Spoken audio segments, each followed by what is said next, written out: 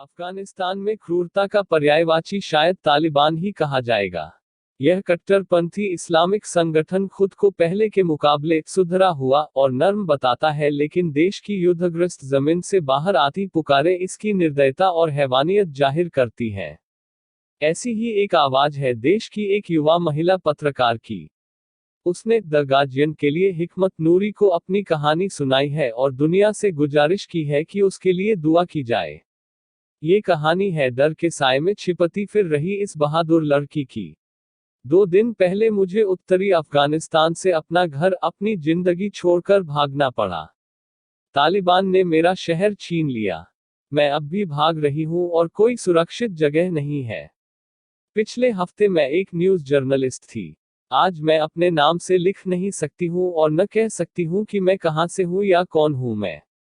कुछ ही दिन में मेरी पूरी जिंदगी का नामोनिशान खत्म हो गया। मुझे इतना डर लग रहा है और मुझे नहीं पता कि मेरा क्या होगा। क्या मैं कभी घर जाऊंगी? क्या मैं अपने पेरेंट्स को फिर से देख पाऊंगी? मैं कहां जाऊंगी? हाईवे दोनों तरफ से ब्लॉक है। मैं कैसे बचूंगी? अपना घर और जिंदगी छोड़ने का फैसला प्लान नहीं किया था, अचानक ही हो गया। पिछले कुछ दिन में मेरा पूरा प्रांत तालिबान ने छीन लिया। सरकार का जहां कंट्रोल बचा है, उसमें सिर्फ एयरपोर्ट और कुछ पुलिस डिस्ट्रिक्ट ऑफिस बचे हैं। मैं सुरक्षित नहीं हूं क्योंकि मैं एक 22 साल की लड़की हूं और मुझे पता है कि तालिबान परिवारों को अपनी बेटियां लड़ाकों की पत्नी बनाने के लिए देने को मजबूर कर रहा है। मैं सुरक्षित नहीं हूं क्योंकि मैं एक न्यूज जर्नलिस्ट हूं और मुझे पता है कि तालिबान मेरे और मेरे साथियों को ढूंढते हुए आएगा। तालिबान पहले ही ऐसे लोगों को ढूंढ रहा है जिन्हें वे टारगेट करना चाहते हैं।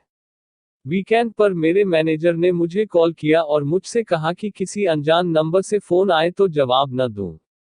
उन्होंने कहा कि हमें, खासकर महिलाओं को, छिपना चाहिए और अगर शहर से भाग सके तो भाग जाएं। जब मैं पैकिंग कर रही थी, गोलियां और रॉकेट सुनाई दे रहे थे। प्लेन और हेलीकॉप्टर सिर के ऊपर से उड़ रहे थे। घर के ठीक बाहर गलियों में लड़ाई चल रही थी।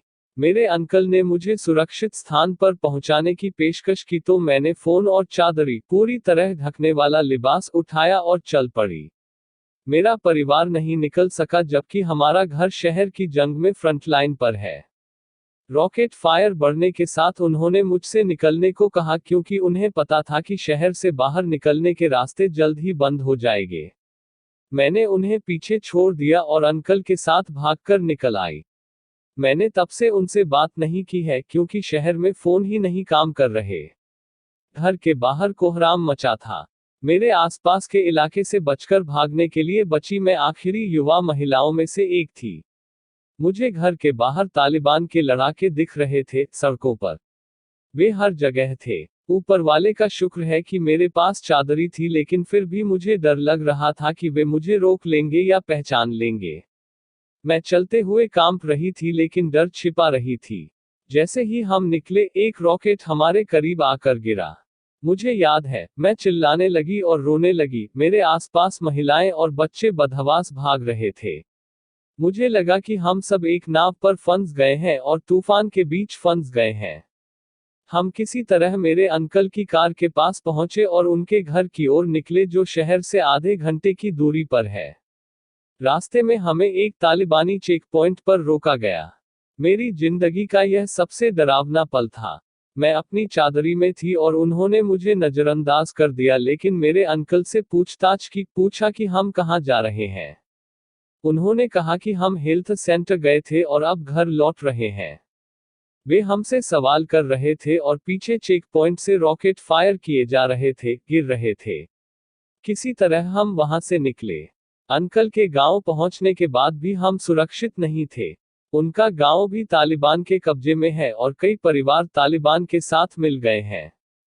हमारे पहुंचने के कुछ ही देर बाद पड़ोसियों को पता चल गया कि मैं वहां छिपी थी। उन्होंने कहा कि तालिबान को पता चल गया है कि मैं शहर के बाहर हूं और अगर उन्हें गांव के बारे में पता चला तो वे सबको मार देंगे। मैं एक दूर के रिश्तेदार के घर के लिए निकली। हम चल रहे थे और मैं अपनी चादरी में थी, मेन रोड से दूर जहां तालिबान हो सकता था। अब मैं यहीं हूं। यह एक गांव है और यहां कुछ नहीं है। न पानी, न बिजली। फोन सिग्नल नहीं है और मैं दुनिया से कट गई हूँ। जिन महिलाओं और बच्चियों को मैं जानती हूँ, वे भी सुरक्षित जगहों पर भाग गई हैं। मेरे दिमाग से मेरे दोस्तों, पड़ोसियों, साथियों और अफगानिस्तान की महिलाओं का ख्याल नहीं निकल रहा है। मीडिया में मेरी सभी महिला साथी डरी हुई हैं। ज्यादातर शहर से भाग गई हैं और प्रांत से बाहर निकलने की कोशिश कर रही हैं, लेकिन हम पूरी तरह घिरे हुए हैं। हम सबने तालिबान के खिलाफ मुंह खोला था और अपने जर्नलिज्म से उन्हें गुस्सा कर दिया है। फिलहाल सब कुछ तनाव से भरा है। मैं सिर्फ भाग सकती हूँ और उम्मीद कर सकती हूँ कि प्रांत से बाहर निकलने का रास्ता जल्द ही खुल सके। प्लीज मेरे लिए दुआ करें।